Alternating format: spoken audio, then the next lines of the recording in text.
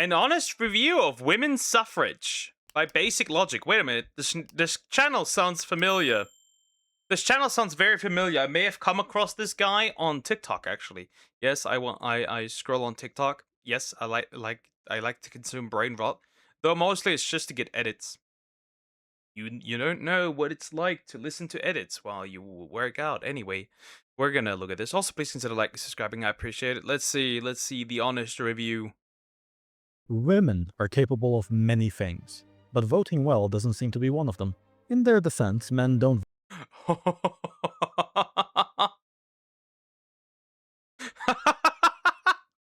We're starting like that, huh? We're starting like that. Women can do many things. Voting isn't one of them. Well, that's how we start. The women have suffered enough. Indeed, bro. That's crazy when you can't. When can you do the he put in a thumb in it video? I'll see eventually. vote that well either, but are still considerably better on average. In this video, we go over the political gender gap, the causes behind it, and some ancient wisdom to give an honest review of women's suffrage. And if you enjoyed, consider subscribing, it helps the channel. First, let's get some basic things out of the way. Contrary to propaganda, we do not live in a patriarchy. Collectively, women have more power in the West than men do. We live in democracies where everyone can vote, and women both outnumber men and have a higher voter turnout. If women voted as one united bloc, they'd win every election. Second, Interesting. Is that so? Huh. Yeah, true. True. I guess he isn't wrong. He ain't wrong. He ain't wrong. women control education through sheer numbers, and as anyone of my generation can attest, will often force their politics down children's throats. Thirdly, women control the professional environment through HR, again through numbers, to the point where we've even had cases of HR ladies on social media openly saying that if you post right-wing content, they won't hire you and they will ruin your reputation. Down to the point. Bro is not stopping. That much is clear. But yeah, true. See, every time I hear somebody talk about issues with a coworker, somehow always a woman is involved. It's never between two dudes. It's always between a man and a woman. So there's that at least. With other companies.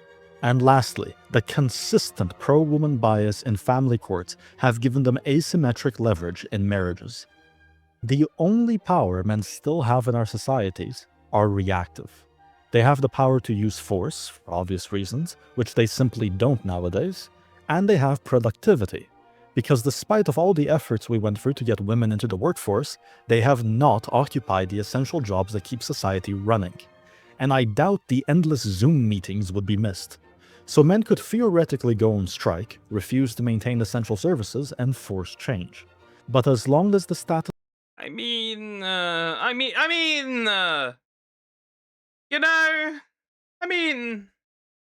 he's not wrong. He's not wrong. He's technically not wrong, right? Large parts of the infrastructure are run by men. quo remains, women collectively are in charge. So what have they done with all this power? The Greek playwright Aristophanes, referred to as the father of comedy, wrote a play 2,400 years ago where he predicted the outcomes of what would happen if women took control of politics, called the Assembly of Women. His predictions included massive welfare expansion and equity focus, enabling free riding and draining the treasury, hostility to private property and private relationships, erosion of the family unit with the state as a substitute provider, weakened commitment, chaotic dating markets, and ironic— Bro, that's crazy. Okay, bro, that's crazy. Okay. Translop. Yeah, you need to censor. See, you need to act like women and start censoring like words like man and even woman to a degree. Sometimes they censor that as well. You still lack the skill for this. fiercer female competition, as well as the punishing of masculine traits leading to more effeminate men. Aristophanes was eerily prescient, with modern voting data showing women, on average, strongly backing the patterns he warned about. An 8 to 15 point swing over men in favor of increasing welfare beyond its already extensive size, a 20-point swing in favor over men in support of increased gun control, and as much as a 15-point swing over men in favor of mass immigration. And Ooh. Well, that's actually, not really that surprising, right? To be fair, right? We have proof of that this is something that keeps happening, right? That's nothing surprising. If you've seen the recent incident of an immigrant exposing himself in front of a child and a white woman coming in defense of him, like coming to aid him, right? Like that poor immigrant, right? We have that already. That is nothing new. perhaps something not even Aristophanes would have predicted, 56% in favor of killing their own unborn kids for any reason. Yep, that is also true. But it's not a child, it's not a human. It's a clump of cells. Well, bitch, you're a clump of cells. So there's that. By the way, I've noticed none of the arguments are actually in favor, right? No, none of the arguments actually work that they bring, which is logical, right? Makes sense. And you can counter most of them. A 15-point gap compared to men. Looking at the downstream social effect, declining families, rising spending, polarization, assembly of women feels less like satire and more like a warning. There are two clear patterns here. Firstly, many women are clearly voting to use the state as a substitute husband. Instead of men protecting and providing for their families, the state does it.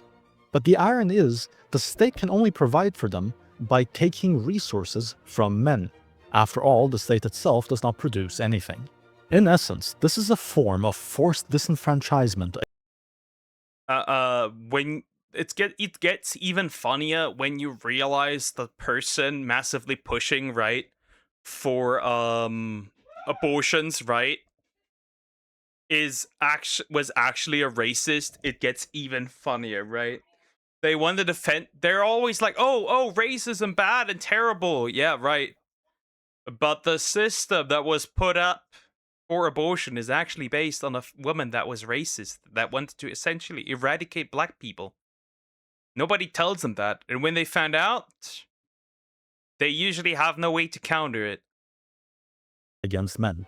Men's naturally advantaged ability to protect and provide was once leverage for them in the dating market.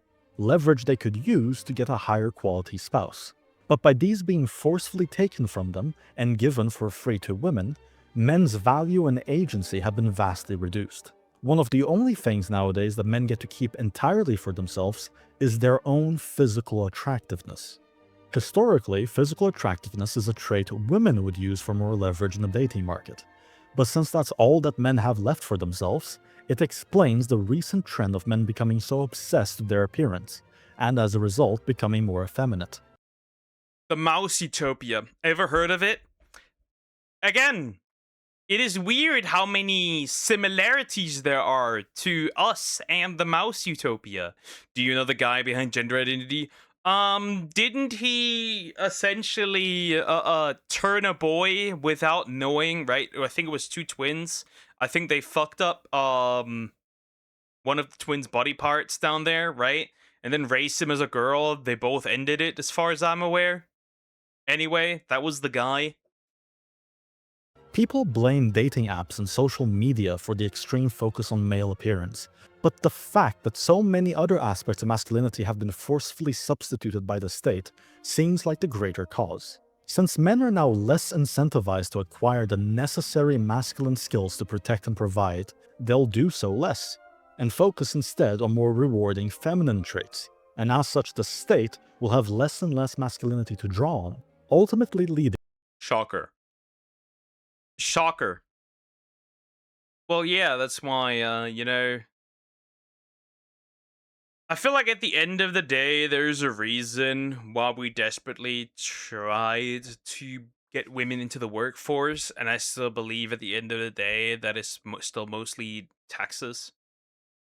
Right? I do think the twins were also forced to do adult acts on each other. Never mind! So, Well, that's rather, how do you say it? Questionable. That is questionable. Very questionable. To less provision and protection for society over time, as we're already seeing. There's some nuance though, because while women generally have been treating the state as a substitute husband, there are certain groups of women who will absolutely not vote this way, and in fact despise this behavior. That is, women who themselves have long-lasting successful relationships with men. This is intuitive. The less successful a woman is in establishing a strong private relationship with a man, the more likely she is to try to use the state to redistribute masculinity towards her. Meanwhile, if a woman is successful in that pursuit, the less likely she is to want to share her man. Shocker. Absolute shock. I'm shocked. One might argue I am shocked. Crazy. Yeah, I'm not surprised in this case. I'm not surprised in this case at all, really. Are we? It's the perverts all the way. Likely. This is effectively the libertarian versus welfare debate, except proxied through relationships. As such, societies that encourage promiscuity, polygamy, and non-commitment are effectively a form of socialism for undesirable women. As many Did bro just call it socialism for undesirable women? It all comes down back to what I said. Feminism is essentially just communism. Perfection. We have attained perfection, it seems. That's crazy. women continue to drift apart and fail to establish long-standing relationships, the more appealing this form of socialism becomes for them. This again mirrors Aristophanes' prediction, where in the play the assemblywomen forced men's attention to be shared with less desirable women. The second pattern of female voting is supporting whatever the current thing is. I gave you the stats about modern-day voting issues, where you see women giving significantly more support to liberal mainstream ideology that we've all been taught in school. But if we rewind the clock some decades back to when mainstream institutions were conservative, you'd see women being more conservative than men. Why? Because it was the current thing. Women are, on average, more agreeable than men. A consequence of agreeableness is the fear of going against the perceived consensus. As such, women operate less as independent voters, but rather as parrots of institutions. If the dominant institutions are conservative, women will broadly be conservative. If they're liberal, women will broadly be liberal. Naturally, parroting the dominant opinion is not helpful in politics, and actually reinforces political entrenchment. You can see that IRL as well, right? Men are more likely to have friends that don't right, make friends with people that don't agree with them, right? That is something that men are more likely to do. And when it comes to women, slight differences in opinion can already exclude someone, right? We can tell this between like friend groups, right? That's why there's this meme of like men having like completely mixed like friend groups, and like all women in that friend group are just white. We have that right as well. There's a reason why that meme exists. Of course, this does not go for every single woman, right? There's women that have independent thought. There's plenty of women that have independent thought. It's just that liberal women don't have any independent thought. Facilitating corruption, lack of scrutiny, and dogmatism. A deeper issue of suffrage is its effect on the family unit. In healthy societies with strong families, husbands and wives are aligned. They'll vote the same, making the extra votes redundant. However, now you have the political incentive to appeal not to families, but to individuals. And if your platform is generally more appealing to women, especially single women, but not to men, you are now incentivized to push policies that sabotage or delay family formation, or to get wives to vote against their husbands, which causes marital rifts and has happened in recent campaigns. After all, as we've established, The dogmatism. Indeed. They got that dog in their tism. generally women in successful marriages will not vote for the state as a substitute husband, thus diminishing your power. This means that at best, women's suffrage is largely redundant, and at worst, it politically incentivizes the subversion of the family, and therefore, the future of your nation. Interesting. I guess he isn't wrong. Additionally, this is a weakness that's unique to women's suffrage, as while you can somewhat use the state as a substitute husband through the roles of protector and provider, the state is incapable of providing men with what they'd want from a wife. The market, on the other hand, fully exploits single men. But that's a topic for another day. So here's my honest review of women's suffrage. I mean, true, right? Corn. Arguably the red pill, right? There's courses, you know, the that stuff, right? Technically, a lot of male hobbies, right? Technically as well. Yeah, anyway. We're now in a situation where family formation is at an all-time low, reckless government spending at an all-time high, men and women are lonelier and more depressed than ever, dominant political institutions are more entrenched than ever, and every single policy that led to these outcomes are consistently upheld by the female vote. In a way so predictable, the ancient Greeks were laughing at us over 2,000 years ago. 0 out of 10 would not recommend. Bro really said women's suffrage? 0 out of 10. Wouldn't recommend. Bro pulled the too much water by IGN. That's crazy. Well, that's interesting. I mean, we'd have to look at more data and look at that, right? I hope that if he has the source, he hopefully put them in the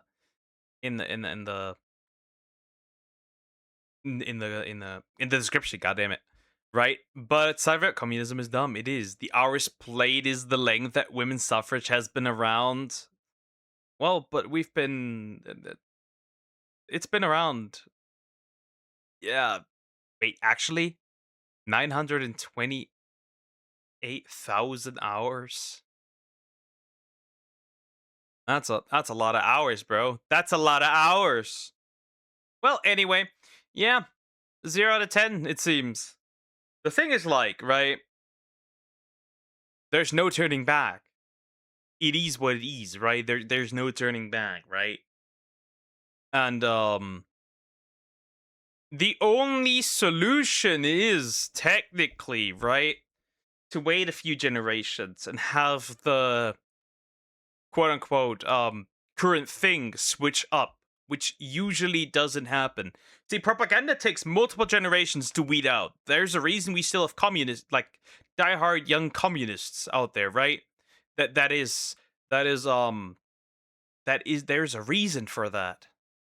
It's because removing and clearing people's minds from propaganda takes generations, and we're still not at that point. Anything, it seems like the reverse is actually going on. It's going to get worse. Anyway, I guess I agree with this rating. 0 out of 10.